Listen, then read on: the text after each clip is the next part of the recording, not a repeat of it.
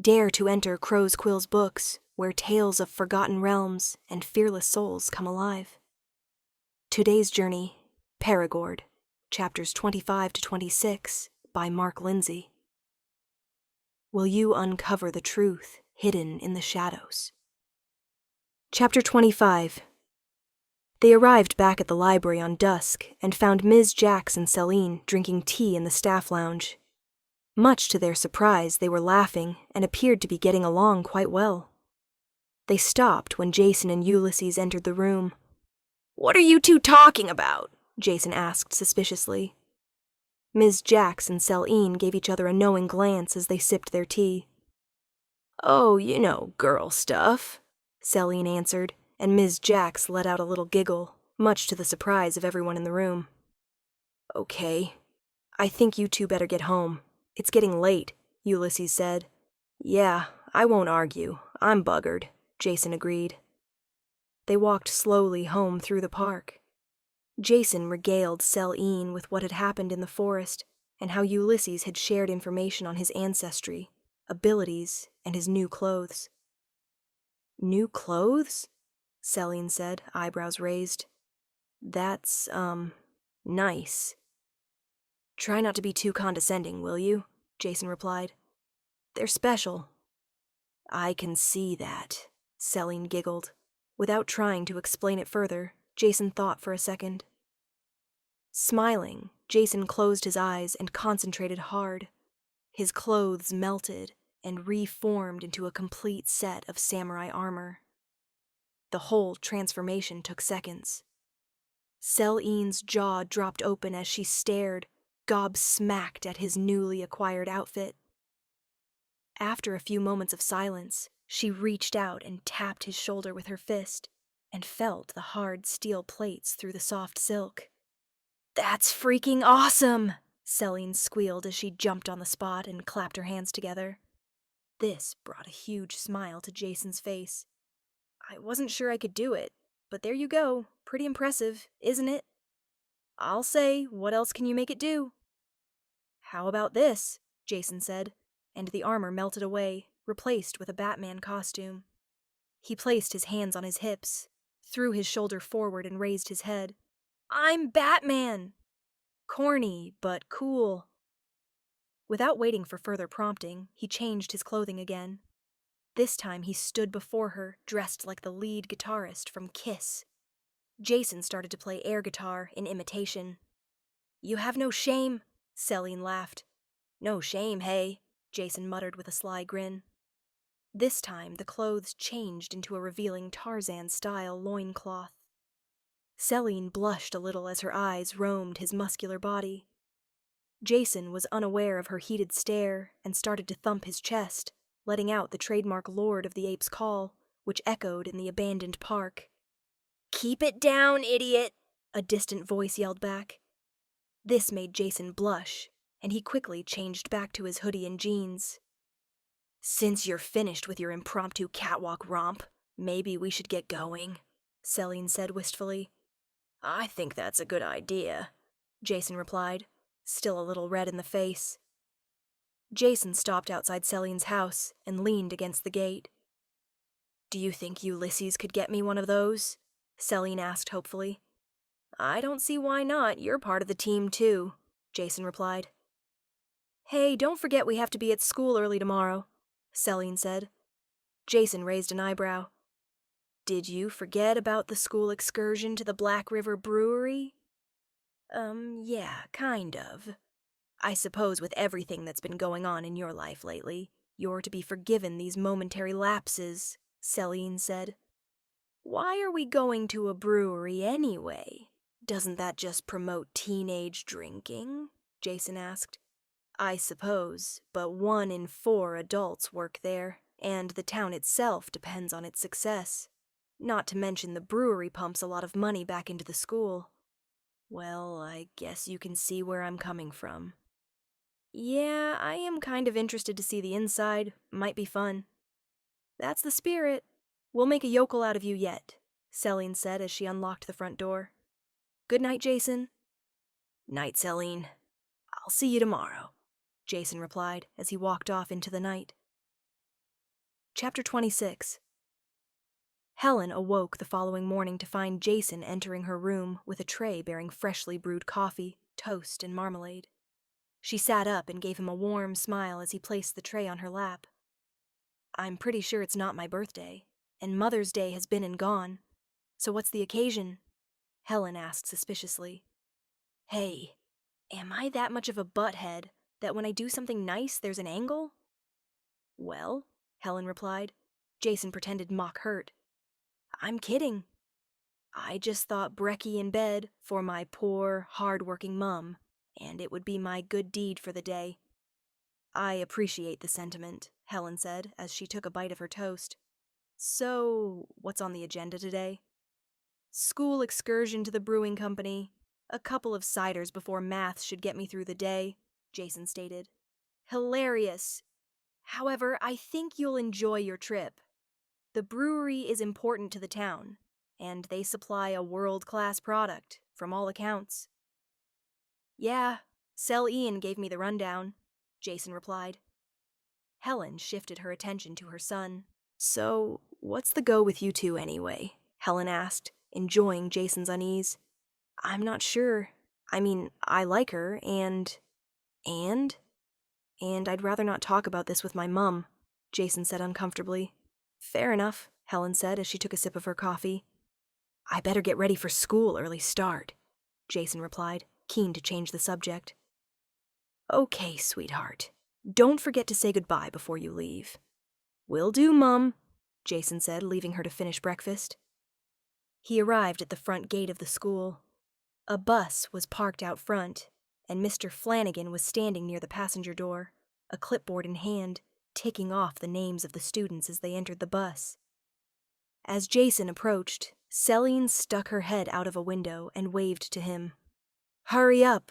I've saved you a seat," she called. Jason nodded, and after Mr. Flanagan recorded his name, he entered the bus as well. He squeezed his way past the cramped and noisy students and dropped down into the vacant seat next to Selene. "Cutting it kinda close, aren't you?" Selene said. As if on cue, Mr. Flanagan stepped onto the bus. "Now that everyone's here," Mr. Flanagan said, giving Jason a cold glare, "we can get going."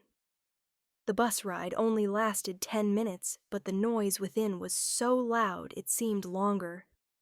The bus drove slowly up the brewery's entrance, which was lined with tall, lustrous pine trees that opened into a large, circular keyway with an immaculately maintained garden at its center.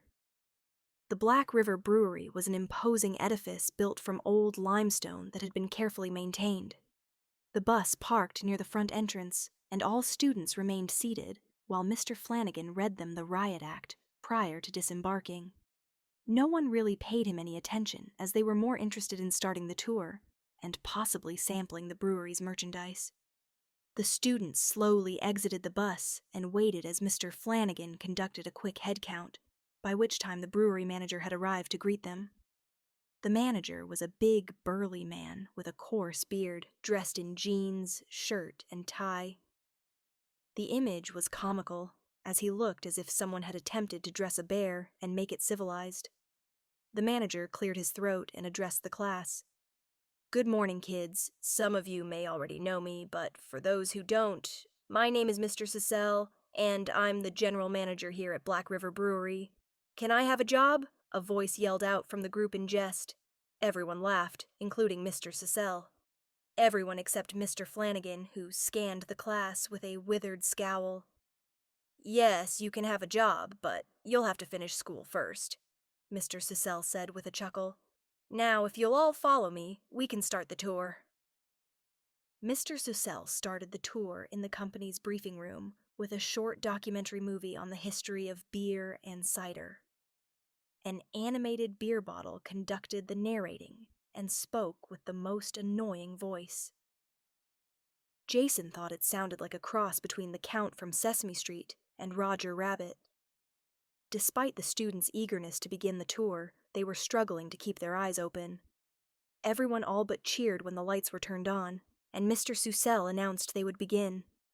Each student was given a hard hat to wear, due to the company's safety regulations. They started with the cooperage, where the brewery constructed their own oak barrels, which Mr. Susel explained only a few breweries still did. As they moved on, he also explained what ingredients were required in brewing, and about the key differences between beer and cider.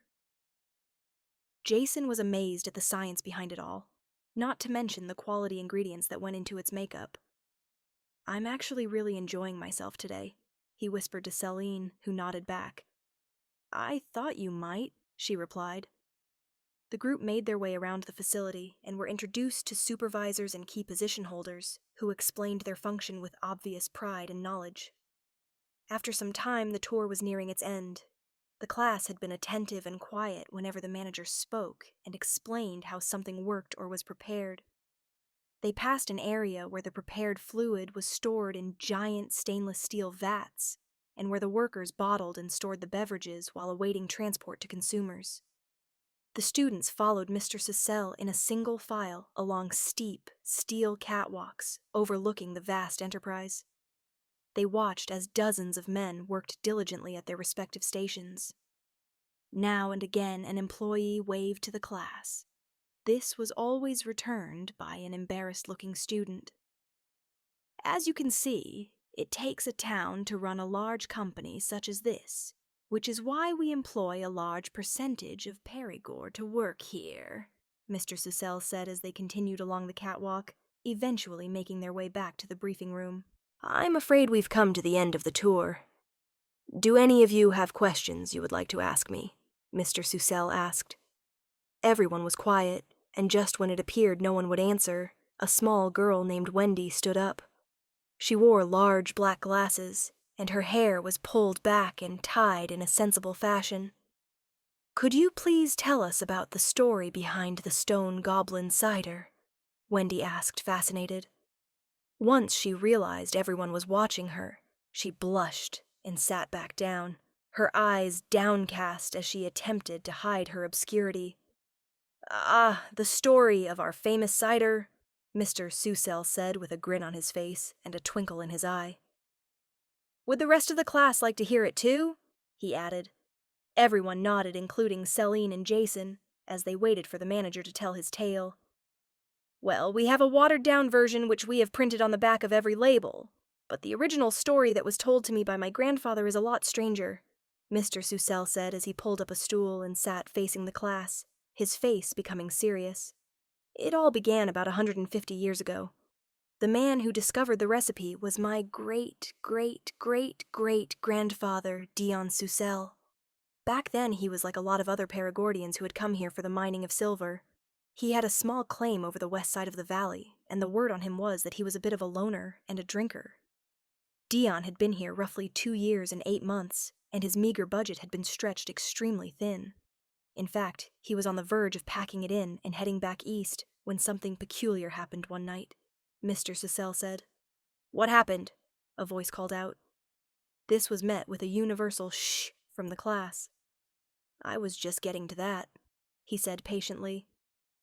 Mr. Susel was a gifted storyteller, and it was obvious he had told the tale dozens of times. He spoke with only minimal pause, playing on dramatic effect. The class hung on his every word. As I was saying, something peculiar happened.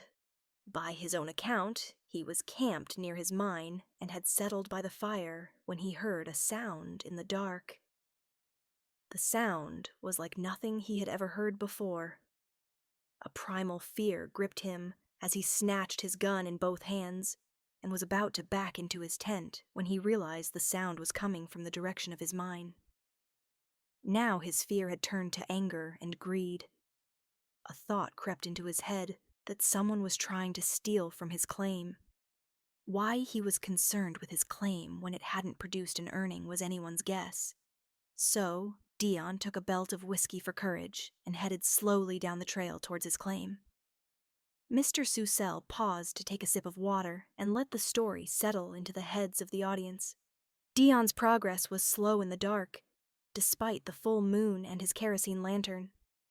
He had half hoped that whoever was down there would be gone by the time he arrived. Just before he reached the mine, Dion turned off the lantern and crouched at the end of the trail, trying desperately to see anything out of the ordinary. At first, all seemed quiet, and Dion was about to turn back when the noise he had heard earlier started up. This time, it was emanating from deep within the mine. The sound was a hissing laughter that echoed through the tunnel, adding a haunted quality to it. Dion took another shot of his whiskey and walked towards the mouth of the mine, his gun raised, the muzzle pointed ready for business. I don't know whether it was fear, the whiskey, or blind luck, but Dion never said a word or made a sound. A light emanated from inside the tunnel, which helped him navigate the narrow corridors towards the inhuman laughter. Dion had almost traveled the length of the chasm when he stumbled across something that at first made him question his sobriety, then his sanity. "What was it?" Another voice from the class blurted out. This put a smile on Mr. Cecil's face, as if he had been expecting the interruption. What my great-grandfather saw was, well, he called it a stone goblin, standing only a foot tall, with pale, leathery gray skin and sinewy arms and legs. It was wearing plain leather pants. A crude iron band sat high on its naked head, its long, pointed ears jutting out like wings. The goblin's face was rough and aggressive in appearance. A large, hawkish nose and wide, green, unblinking eyes seemed to study him with a predator's detachment. But what really caught Dion's eye was the wide mouth filled with dozens of razor-sharp teeth. The goblin had been holding a small pick, but had dropped it when Dion had come upon it. He stood transfixed by the tiny beast, his gun trained on it. However, he clearly did not know what to do next, when suddenly the creature spoke. "What do you plan to do now?" Its voice was deep and issued with a hiss. Dion was shocked. Although it was dressed in rudimentary clothes, he clearly did not expect it to speak. "You can talk!" Dion said, astonished. "Yes, of course I can talk, you stupid man." The goblin spat. "I'll only ask again. What do you plan to do now?" "I have no idea. You are the last thing I expected to find here," Dion said. The goblin laughed, although the sound was not something one would associate with mirth. It was more like a vile substance bubbling forth from the bowels of the earth. "And now you have me cornered with your boomstick." The goblin let his question remain open. Dion's mind ticked over with the implications of his current situation. "I'm betting nobody has ever seen anything like you before," Dion pondered aloud. The goblin snarled and stood its ground. "You plan to show me in public like some oddity for profit? You filthy human! You have no idea who I am," the goblin growled, a deep hatred glowing in its eyes. Dion shifted uncomfortably as he contemplated the logistics of trying to capture the vengeful beast in the middle of the night with no provisions and no help. Dion explained his financial woes, and the creature's eyes twinkled at the mention of his predicament. "So, it is wealth you seek. If so, maybe we can come to an agreement," the goblin replied. "I'm listening, beast." "If you were to release me, I could give you something that would earn you all the money that you desire." "What could you give me? Diamonds, gold, gems?"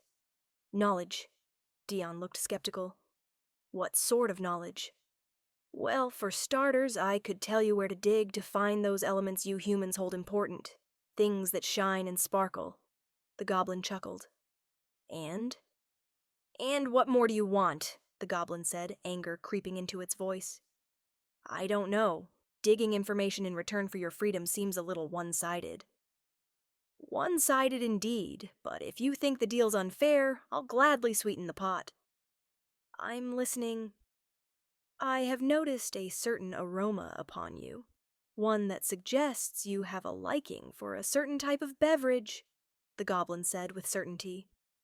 Dion tried to maintain a neutrality, but a blush had begun to creep up his neck.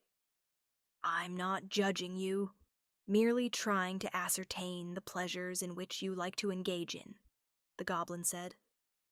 Dion was a simple man, and for some reason the ugly creature before him was starting to make him anxious. I have in my possession a recipe. Recipe? Dion said, looking perplexed. Not just any recipe, but one that produces the most amazing cider any human has tasted in over 1,000 years. This cider will make men fight for it, and women compliant after it, the goblin said with a sneer. Any man that knows how to make this cider has a license to print money. Dion had started to sweat over the thought of so much money, his mind dancing at the prospect of untold wealth. How do I know that I can trust you? Dion asked warily. It was obvious that the goblin was angered by the accusation. It breathed deeply and ignored the jibe. I'll give you my word that you shall have everything I've promised, or my life is forfeit. The goblin touched 2 fingers to his forehead, then to the center of his chest, then held them high to the sky. Do we have a deal? Dion thought it over, then nodded. We do. And that, kids, is the legend of how Dion Cecil acquired the Stone Goblin cider and started the Black River Brewing Company, Mr. Cecil concluded. The class had sat quietly throughout the entire story. This was short-lived. What a crock of shit! A voice said from the back of the class. Everyone turned around, but Jason already knew who it was. Hector, watch your mouth, young man! Mr. Flanagan barked, but looked extremely uncomfortable chastising the influential student. That's okay. I find the tale completely absurd, considering what a drunk my great-grandfather was, but the story has always been good for sales, Mr. Cecil said frankly. Wendy, who had originally asked Mr. Cecil about the story, looked disappointed. You really don't believe the tale, sir? She asked like a child who's been told that Santa Claus isn't real. Mr. Cecil shrugged. I suppose nothing in life is certain, and for those that have an active imagination, there is a life-size stone statue of the goblin standing in the lobby. My great-grandfather had it made, I suspect to enhance the story, Mr. Cecil said. Well, it was a fine story, Mr. Flanagan said. The class and I would like to thank you for allowing us to come and visit your company and giving us your valuable time. Class. Mr. Flanagan gave the class a sharp look, and they all thanked Mr. Cecil in a monotone chorus. Oh, and one last thing, Mr. Cecil said excitedly. As you are all aware, our brewery is supplying refreshments for the Harvest Festival. We are planning on unveiling our new cider, a non-alcoholic one, as well as our alcoholic ones. The new brew is something that hasn't been done in the history of the company. I'll personally guarantee it'll change this town. Mr. Cecil said. After the manager's closing speech, the class filed out through the lobby. Everyone, including Hector, stopped and looked at the goblin statue located at its center. Lingering last, Jason and Selene studied the statue closely. You know, with everything we've learned recently about this town, that story Mr. Cecil told us probably has some truth to it, Selene whispered. What do you think happened to the goblin? Jason asked. You heard the story. Dion Cecil let it go and got his reward. I suppose, Jason said with a shrug as he cast one last glance at the statue. As they walked away, Wendy stepped out from behind the statue and watched them leave, having heard their whole conversation. How interesting, Wendy thought. The bus arrived back at school after lunch, and the students were allowed to go home early. Most of them disappeared quickly off the grounds, not wanting to be there if the teacher were to suddenly change his mind. Jason and Selene took their time walking out, and were met surprisingly by Hector at the front gate. Jason appeared aloof, not wanting to goad the boy, but not really acknowledging him either. Hector saw this and waved an imaginary white flag comically. I don't want to fight, Hector said peaceably. Jason now gave him his full attention and raised an eyebrow. What do you want, then? Jason asked tersely. I suppose I deserve this reaction from you, Hector replied sheepishly. I realize that we didn't quite start off on the right foot. You think? Selene interjected. Hector's face darkened, but the look was gone almost immediately, replaced with an apologetic one. You're right. I've been a huge douchebag recently, and I know it's not an excuse, but things at home haven't been great lately with my dad, and I might have taken it out on you at the time. Jason was still not completely sure of Hector's true intentions, but he was beginning to think he had been hasty in completely condemning the boy. I'm not too sure what you want from me, though, Jason stated. Nothing from you. I just thought that maybe we could not do the whole enemies for life shtick. After all, it's a small town, and I'm sure you don't want to be glancing over your shoulder all the time, and I don't need the heartache from the school. My mum and anyone else, for that matter. Look, this doesn't make us BFFs, but maybe it means we can say hello instead of punching on. What do you say? Hector said earnestly, holding out his hand in offering. Jason was quiet for a long moment, and both Selene and Hector were thinking that he was going to tell him to take a hike. Finally, he reached out and shook his hand. Why not? Life's too short to bear a grudge, Jason replied. I'm glad to hear it. Listen, why don't you two come out to the lake this Saturday? A few of us are going out to fish, swim, and just chill if you're interested, Hector said. Jason mulled it over for a brief moment. Sure. Great, I'll pick you up from Selene's place at midday. No probs, Jason replied. Just bring a towel, Hector said, then checked his watch. Well, I'd better get going. I'll see you both tomorrow, Hector added with a grin, and gave them the pistol click with his thumb and finger pointed before walking off down the street. Well, that was totally unexpected, Jason said, watching Hector disappear in the distance. Selene looked dubious as she too watched Hector. Yeah, when something seems too good to be true, it's because it usually is, Selene replied.